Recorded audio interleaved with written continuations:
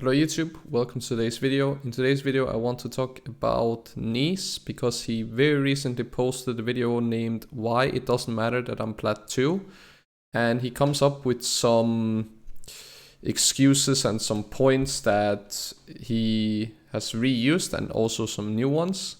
So I will just once again say what is true and what is false. So let's start off with Neace showing his Challenger backpack. It doesn't matter if I point to this. It doesn't matter. So this Challenger backpack means that he is Challenger, and he was Challenger in Season 7, but it was on the Latin American North server, which we will get back to a little bit later. On top of that, this Challenger backpack, since it is from LAN, doesn't mean that he is multi-season Challenger or multi-role Challenger, which he has claimed before.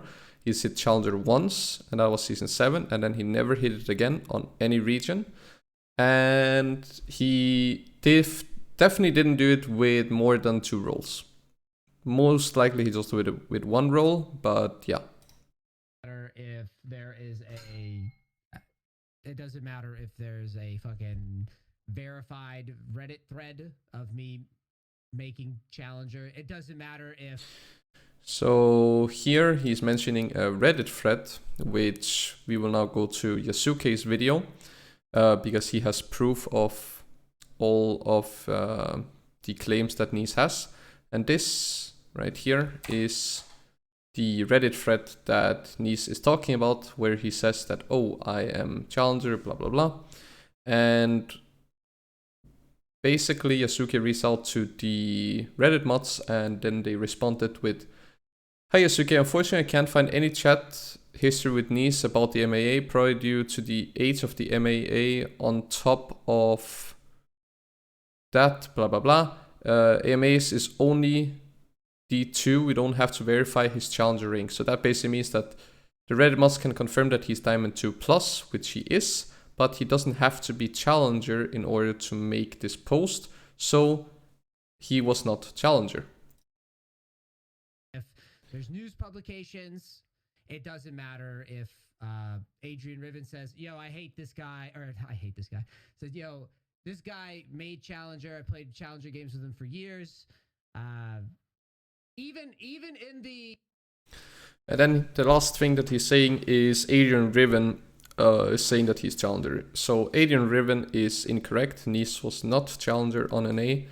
He most likely have seen Neace in some Challenger games, because Neace did get Grandmaster on NA. And Grandmaster players obviously get matchmake with Challenger players, so Adrian Riven most likely have seen Neace in some of his games when Adrian Riven was Challenger, but Neace was not Challenger at the time, and he never has been. And to prove that, we will just go... First, we can just showcase the fact that Neace claims that he's Challenger with this fake font. This is a fake screenshot of him being Challenger, because the font is different from every other Challenger screenshot. So he basically faked it. And then we can see the reason that it's also fake is because right here we can see his ranks, and it will say that he peaked rank 343 with 491 LP. Neace is then saying that he won the very next game, which he could very well have, but that would put him between 505 and 510 LP, which would still not put him into Challenger. It would put him a few wins off Challenger anyway. So he was never actually Challenger. Then Neace basically in this video says that he is in Korea for 2 years, and this is the time frame for how he's gonna be reaching Challenger. So meaning he's in Korea for Season 13 and most likely also Season 14, and those are the 2 years where he will try and reach Challenger on Korea. So he's not in Korea only for preseason, he's there for the next 2 years, and that is when he believes he's gonna hit Challenger. Then we get into something funny, because obviously a lot of people are talking about this guy, because he's saying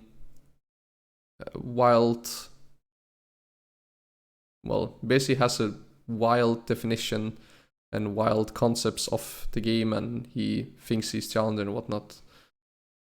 So basically this video from Coach Curtis and his co-host that I can't remember the name of made an episode regarding Neace, and Neace is reacting to it, and then he's basically gonna flame them now. losing my mind. This is the server population of the world. This is the fucking delusion the motherfuckers have. At least with Midbeast, he might play one role. At least he plays fucking Korea, right? And he's played for fucking over a year or something. I don't know. I actually don't know how long Midbeast has played. Bro, I'm sorry, but you are not, if you want to talk qualifications and talk about fucking view process and fucking skill and da. This is not a server. It is not. He's basically making fun of the fact that they're from OCE, but remember, that Challenger backpack that this guy has is not from NA. It's not from Korea, it's not from US, it's not from any major region. And NA, in my opinion, is not a major region, but that's a whole different topic. He got it from this server right here. The numbers on the left are from 2018, the numbers on the right are from 2020. He got it in season 7, meaning he was 2017. So the server population of Latin America was less than 435,000, around 400k, let's say. That is when he hit Challenger, the only time he's hit Challenger. He's making fun of OCE, which only has 144,000 at the time, and yes, OCE is a joke, and I very much agree with the fact that OCE is not something to brag about, or achievements are being equal or whatever. I completely agree, and the server is very bad. But same for Latin American North, and to some extent the same for NA, because if we go take a look, Korea and US are the two highest populated servers here, because China is not included. China is also included as a major region, and their servers are also really, really good. Also because of high population, but NA has 1.2 million in 2018, and 2020 it's 1.7, whereas Korea has double that, and US is close to double that. Meaning that these two regions are really, really good, together with China. North America, not that good, because the player size is not nearly as big. And yeah, I mean, the competitive scene is not as good, etc., etc.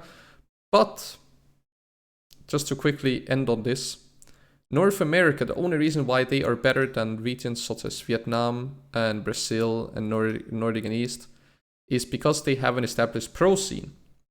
And the other regions that I just mentioned only has amateur and semi-pro teams. But since Challenger Queue was introduced, even though it's a very split opinions on Challenger Queue, that was the only reason why NA Solo Queue was better than these wildcard regions.